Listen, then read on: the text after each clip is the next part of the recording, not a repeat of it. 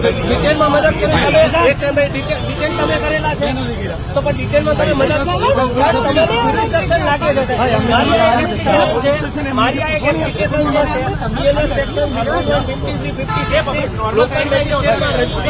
Medical કરાવે. અમને એવો ડર છે કે વચમાં ક્યાંક એમને થઈ જશે, એમને મારવામાં આવે એવો અમને ડર છે. સાહેબ આ એક એપ્લિકેશન અમારી રિસીવ કરીને આપો.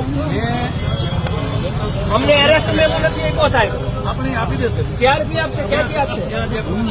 કયા પોલીસ સ્ટેશને લઈ જશે સાહેબ? બોટાદના ગુનામાં વોન્ટેડ છે એટલે બોટાદ વાળા લઈ. અરે પણ સાહેબ અહીંયા લોકલ જ્યુરિસ્ડિક્શન તો લાગે કે ના? અને એરેસ્ટ મેમો તો તમારે સ્થળ ઉપર આપવો પડે સાહેબ.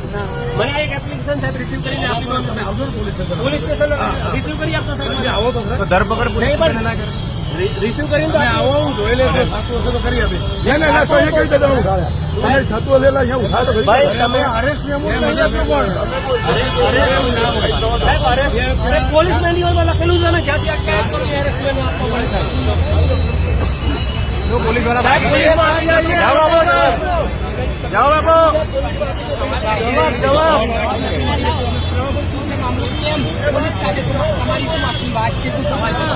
એટલે એક તો છે ને અમને એરેસ્ટ મેમો નથી આપ્યો. ભારતીય ઉપાડીને લઈ ગયા છે. લીગલ ટીમ હાજર હતી છતાં પણ અમને એરેસ્ટ મેમો નથી આપ્યો.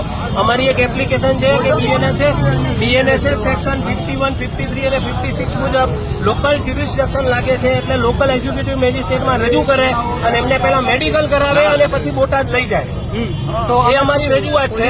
ગઢવી સાહેબને અમે કીધું છે પણ હવે ગઢવી સાહેબ સ્વીકારતા નથી અને જે કઈ ઇન્વેસ્ટિગેશન ઓફિસર હતા એઓ હતા એ નીકળી ગયા છે.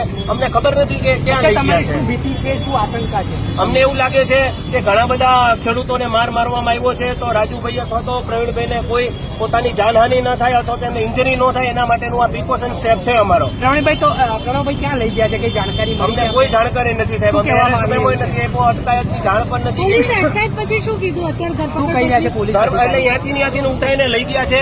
અહીંયા ગઢવી સાહેબને એવું કહ્યું છે કે બોટાદ પોલીસ વાળા છે અને એ ડાયરેક્ટ ત્યાંથી લઈ ગયા છે. હવે અહીંયા અમારી પાસે કોઈ એવો જે ઓફિસર નથી કે જે અમારી એપ્લિકેશન રિસીવ કરી શકે કે જેને તમે એક્ઝિક્યુટિવ મેજિસ્ટ્રેટમાં લઈ જાઓ, ત્યાંથી તમે મેડિકલ કરાવો અને બીએનએસએસ ની સેક્શન 51, 53 અને 56 મુજબ અમે અમારી એપ્લિકેશન આપી તો એમને આ પ્રોસેસ કરવી જ પડે એવી છે, છતાં પણ નથી કરતા.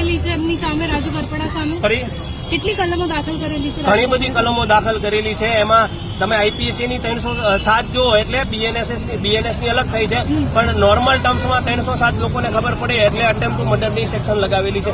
એના સિવાય રિલેટેડ કોન્સ્પિરસીની, રાયોટિંગની એ બધી તો છે જ તે.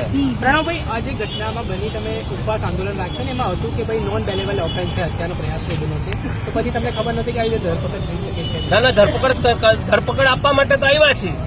ખેડૂતો જે જેલમાં છે બરાબર અને એમને પોતાના લીડર અહીંયા છે તો એ ખેડૂતોને બહાર કરી આપે અને લીડરો જે આમ આદમી પાર્ટીના લીડરો છે એ જેલમાં જવા તૈયાર છે, ભૂકા ખાવા તૈયાર છે. જે સરકારને કરવું હોય એ બધું કરવા માટે તૈયાર છે.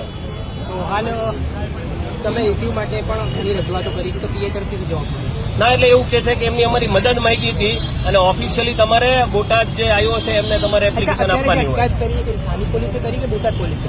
એ એવું કે છે કે અટકાયત બોટાદ પોલીસે કરેલી છે પણ મારા માનવા મુજબ કાયદા પ્રમાણે તો લોકલ પોલીસ જ કરી શકે એનું જ્યુરિડિક્શન લાગે. ચોક્કસથી આ હતા લીગલ કંપની